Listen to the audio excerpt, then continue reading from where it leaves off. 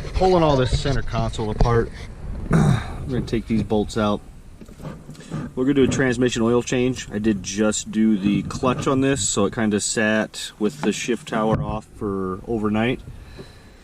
And it was super windy and dusty, but I wanted to drive it up here, get the oil hot, so I could do a hot oil change on it. So that's what we're about to do right now. I'm going to yank this off here. We're going to replace the inner shift boot, which is split. And then I'm just going to fill the trans through the shift tower as well, because I want to overfill it a little bit. I think it's 6 quarts. We're going to go about 7 quarts. Maybe that'll quiet down the gear train. There's a lot of gear train noise now that I've swapped out the clutch and got away from that dual mass and went to a single mass flywheel. Alright, just take out these 8mm bolts. I slide the whole boot and everything up onto the shifter. These 2 bolts are 1/2 inch. Took them out, got the shifter out of the way. Now we're going to start on these These are E12, but a 3/8 spline socket fits on them. So we're going to take these 4 loose. We're going to replace this boot. You can see it's ripped right there. Apparently that's a common thing. We're going to put a CV boot on there instead, because I think I bought the CV boot for like 17 bucks. This is like a $150 seal, which is probably just going to fail in 18 months anyway, and of course cause a nasty tranny leak.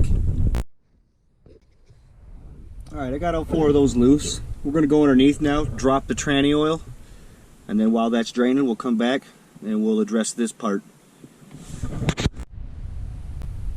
Well, I wanted to get you guys a shot of that, but it escalated quickly. So right there's your drain plug, and that is a 14mm. I just used an Allen 14mm. The plug is magnetic. I should have got you guys a shot of it. It just had ultra fines, almost like metal dust. I'm not worried about that at all with 230,000 miles on it. It was ultra thin oil though. It had to have just been straight ATF. We're going to go back with some Lucas oil stabilizer type stuff to thicken it up, and ATF again. There's our shift tower removed. Gear shifter's off of it. This is the part number for our Napa CV boot kit right here. So this is what we're going to use in place of that freaking orange boot. Apparently those rip out all the damn time. A couple various hose clamps so we can get what we need. This is what we're going to go back with in the trans. This Lucas, stop, slip, whatever. I'm not worried about any of that. It's a manual. But what I am interested in is the fact that this is like 180 weight. So we're going to put 3 of those in there, and then we'll put the rest with this Valvoline. I would have really liked to have went with a different ATF, but slim pickings, little small town store.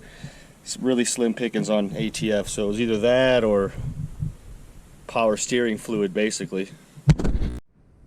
Well, here's what we got. That boot just came right off, but look how it's split all the way around.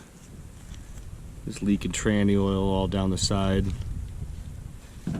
Anyway, like I said, we're going to use this CV boot. These are going to be a lot tougher. I mean, these are designed for just getting their asses kicked and, you know, dirt and sticks and road grime and everything. And they generally hold up real well.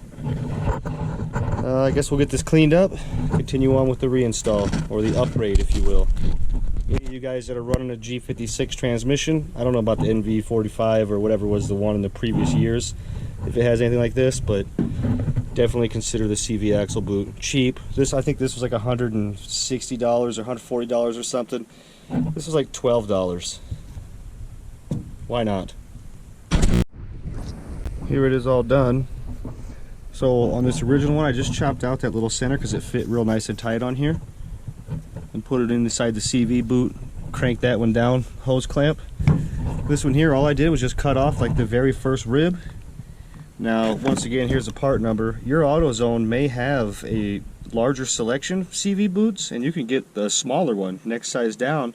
Probably not have to do any cutting, but I think that's going to last probably a decade, to be honest with you. Sorry about the lighting, guys, but this stuff is pretty thick. The same color as tranny oil, but it definitely doesn't flow like tranny oil. So I was going to go 6 quarts. I got 1 gallon of ATF. So you get 2 quarts of this stuff.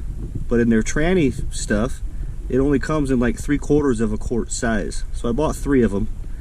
I figured we're going to run all 3 of these and that 1 gallon. And we'll just see what we get.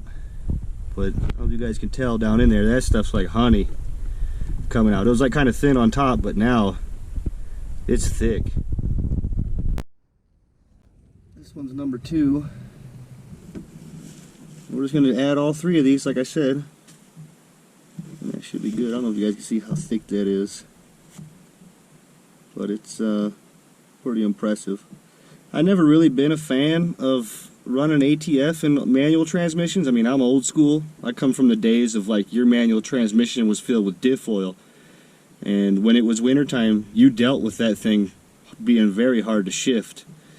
And then nowadays, you know, it's all ATF, and maybe they're designed for it and whatnot, but I just want it to be a little thicker, I guess just for peace of mind.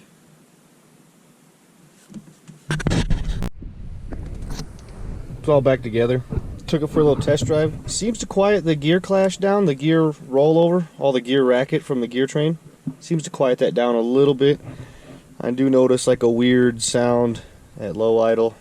But now that I think about it, I may still be just a hair short on oil. Nothing that's going to cause any damage.